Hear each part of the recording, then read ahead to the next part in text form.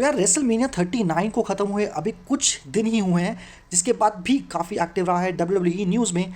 जहां पहले हमें देखा कि किस तरह से WWE और UFC की एंडेवर का मर्जर हुआ, उसके बाद नेक्स्ट रॉ पर हमें पता चला कि किस तरह से WWE ड्राफ्ट इस साल होगा बहुत ही बेहतरीन। लेकिन आज हम इस वीडियो में बात करने वाले हैं कुछ ऐसे पॉइंट्स, कुछ ऐसे इम्प्रूवमेंट एरियाज जिस पर WWE को ध्यान देना पड़ेगा in the next 1 year until WrestleMania 40। तो कुर्सी की पेटी बांध लीजिए, बहुत ही इंटरेस्टिंग और इंसाइटफुल वीडियो होने वाला है ये। Welcome to WrestleMania. Improvement areas में बात करने से पहले इस चीज़ को ज़रूर मेंशन करना चाहूँगा मैं कि कुछ ऐसी स्टोरी लाइन्स WWE में हमने रिसेंट टाइम्स में देखी हैं जो कि हम कहते हैं लॉन्ग टर्म स्टोरी टेलिंग, और ये बहुत ही इम्पैक्टफुल रही हैं WWE और रेसलमेनिया 39 में। पहले हमें देखने को मिली एक ऐसी स्टोरी रे मिस्टीरियो और डोमिनिक मिस्टीरियो की, जो बहुत समय से चलती आ रही थी और हम सबको पता था कि किस तरह से ये एक मैच क्रिएट करेंगी रेसलमेनिया में। तो ये बहुत टाइम से इंटरेस्ट बनाए रखा WWE ने इस स्टोरी लाइन पे, जब उन्होंने देखा पहले रे मिस्टीरियो ज़्यादा ओवर एक्सपोज ना हो डोमिनिक मिस्टीरियो के अगेंस्ट, तो उन्होंने रे मिस्टीरियो को स्मैकडाउन पे भेज दिया और किस तरह से रेसलमेनिया 39 आते आते इस पूरी स्टोरी लाइन को कल्मिनेट किया। इसके अलावा ब्लड लाइन की स्टोरी टेलिंग, ब्लड लाइन हमने देखी है लास्ट 10 मंथ्स में किस तरह से इम्पैक्ट क्रिएट किया ब्लड लाइन ने, Roman Reigns, Usos, solo Sikoa और सैमी ज़ेन ने। तो ऐसी ही लॉन्ग टर्म स्टोरी टेलिंग बहुत ज़्यादा इंपॉर्टेंट है, और आने वाले वक्त में एज अ फैन मैं ज़रूर ये चाहूँगा कि और ऐसी लॉन्ग टर्म स्टोरी टेलिंग हमें देखने को मिले रेसलमेनिया 40 तक आते आते। एज अ फैन हम ये नहीं चाहेंगे कि रेसलमेनिया मैच कार्ड को लेने के लिए लास्ट मोमेंट पे कुछ मैचेस फिक्स किए जाएं। तो ये था पॉइंट नंबर 1। आइए मूव करते हैं नेक्स्ट पॉइंट पे। नेक्स्ट पॉइंट है विमेंस डिवीजन को लेकर। तो अगर आप रेसलमेनिया 39 का मैच कार्ड देखें तो बहुत ही ज़्यादा टैलेंटेड वुमेन सुपरस्टार्स थी जिनको एक तरह से वेस्ट किया गया रेसलमेनिया कार्ड पर। किस तरह से बेकी लिंच, बेली, लीटा, ट्रिश, इन सबको इकट्ठा किया गया फॉर अ 3-on-3 मैच। इसके अलावा जैसे मैंने पहले कहा था कि किस तरह से मैच कार्ड भरने के लिए राउंडा राउजी, शाना बेजलर, लिव मॉर्गन और अदर सुपरस्टार्स को इंक्लूड किया गया टैग टीम मैचेस के लिए। तो आई थिंक ये बहुत ही डिसअपॉइंटिंग रहा रेसलमेनिया 39 के हिसाब से। तो इन द लॉन्ग रन मुझे लगता है कि रेसलमेनिया 40 आते आते विमेन डिवीजन पे बहुत ज़्यादा फोकस करना पड़ेगा WWE को। और इसी से रिलेटेड है हमारा नेक्स्ट पॉइंट, जो कि है कि जो सुपरस्टार्स, जो लेजेंड है, जो हॉल ऑफ फेमर्स है, उनको बहुत ज़्यादा अच्छे तरीके से प्रेजेंट और यूज़ नहीं किया गया था इस रेसलमेनिया में।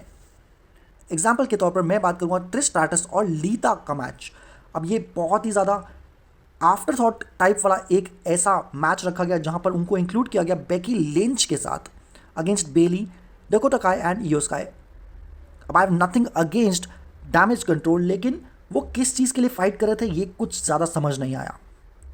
अब यार ये हॉल ऑफ फेमर्स हैं, इनको एक अच्छा डिसेंट स्टोरी टेलिंग मैच ही दे देते।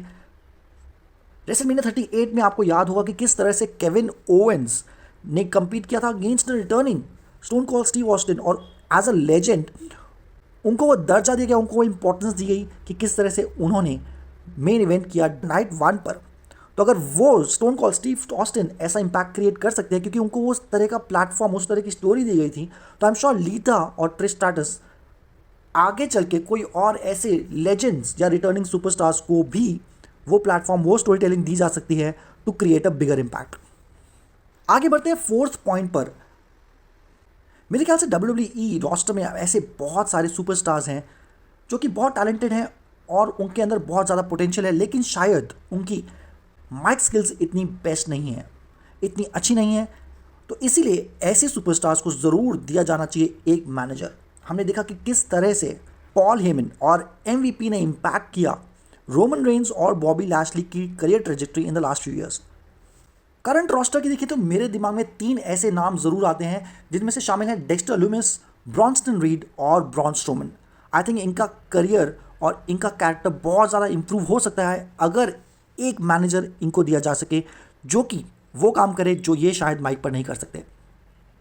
आई होप नेक्स्ट 1 साल में इस चीज़ पर ज़रूर काम किया जाएगा। 5th पॉइंट पर बात करते हैं रिफ्रेश या reset button before it's too late. अब रेसलिंग एंटरटेनमेंट एक ऐसा बिजनेस है जिसमें कुछ चीज़ें सक्सीड होती हैं, कुछ चीज़ें फेल होती हैं, लेकिन एक्सपेरिमेंट से घबराना नहीं चाहिए, बल्कि अगर एक्सपेरिमेंट काम नहीं कर रहा तो उसको ट्वीक करना चाहिए। ऐसा मेरा मानना है कि रिसेंट टाइम में हमने देखा था कि किस तरह से LA नाइट को जब प्रेजेंट किया गया था एज मैक्स डुप्री और वो नहीं काम किया, तो किस तरह से ट्रिपल एच ने उनको वापस से प्रेजेंट किया एज एलए नाइट। तो ये बहुत ही इंटरेस्टिंग और इम्पैक्टफुल रीसेट बटन उन्होंने क्रिएट किया। तो इसी हिसाब से ऐसे बहुत सारे सुपरस्टार्स हैं जिनके लिए ऐसा रीसेट बटन ज़रूरी है। Case in point Johnny Gargano, जिन्होंने जब से वो रोस्टर पे आए हैं बहुत ज़्यादा कुछ खास किया नहीं है except a few things with Dexter Lumis and the Miz. इसी के साथ ओमॉस हैं जिनके कैरेक्टर को कुछ एक ज़रूर एक रिफ्रेश बटन की ज़रूरत है। एलेक्सा ब्लिस गायब हैं। इसके अलावा डैमेज कंट्रोल में हमें देखने को मिलती हैं बेली ईओ, स्काई और डकोटा काय। आई थिंक ये पूरे यूनिट को भी एक रिफ्रेश बटन की ज़रूरत ज़रूर है। तो ऐसे एक्सपेरिमेंट्स अगर फेल होते हैं तो कोई प्रॉब्लम नहीं है, उससे हमें बस आगे बढ़ना है। यही एक है हमारा इस पॉइंट का मतलब। नेक्स्ट हम बात करेंगे टैग टीम चैंपियनशिप के बारे में।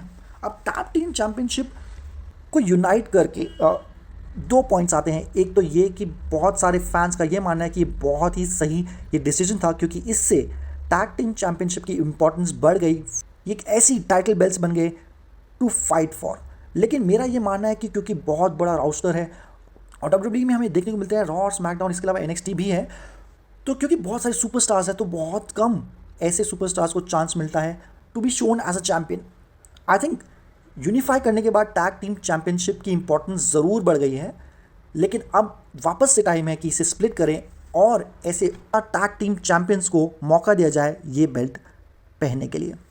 ऊसोस के बाद आज जब हम बात करते हैं तो सैमी ज़ेन और केविन ओवेंस हैं जो कि ये बेल्ट होल्ड करते हैं। इसके अलावा द यूजुअल सस्पेक्ट्स यानी कि न्यू डे है, स्ट्रीट प्रॉफिट्स है। इसके अलावा मुझे लगता है टैग टीम में बहुत सारा काम हो सकता है। यंगर स्टार्स यानी कि हम्बर्टो को एंजल गार्जा के साथ एक और as a tag team present किया जा सकता है वापस से, क्योंकि वो हमें टीवी पर नहीं दिखते। बी फैब है, वाइकिंग रेडार्स है, ब्रॉन स्ट्रोमन का आजकल टैग टीम हमें देखने को मिलता है रिको के साथ। तो ऐसे बहुत सारे सुपरस्टार्स हैं। इंडियंस की अगर हम बात करें तो इंडस शेर को एक बहुत लेजिट टैग टीम चैंपियंस में एज अ फैन मैं देखना चाहूँगा ऑन द मेन रोस्टर। तो ऐसे बहुत सारी क्योंकि टैग टीम्स हैं, मुझे लगता है कि यूनिफाई करने के बाद बहुत कम मौका मिला है बहुत कम सुपरस्टार्स को टू बी चैंपियंस। तो अब मौका है to split the tag team championships. Next हम बात करेंगे एक और इम्पॉर्टेंट पॉइंट की, और वो ये है कि ऑडियंस की सुने। तो डब्ल्यूडब्ल्यूई ने ये बहुत ज़्यादा अब आजकल ध्यान दे रही है कि जैसे हमने पहले बात करी कि एलए नाइट को मैक्स डुप्री से वापस से एलए नाइट बनाया गया, और अब क्योंकि धीरे धीरे फैंस उनके फॉर और उनके साथ होते जा रहे हैं तो डब्ल्यूडब्ल्यूई ने भी इस चीज़ को देखा और अब एलए नाइट को बहुत फुटेज और बहुत टीवी स्क्रीन टाइम मिल रहा है।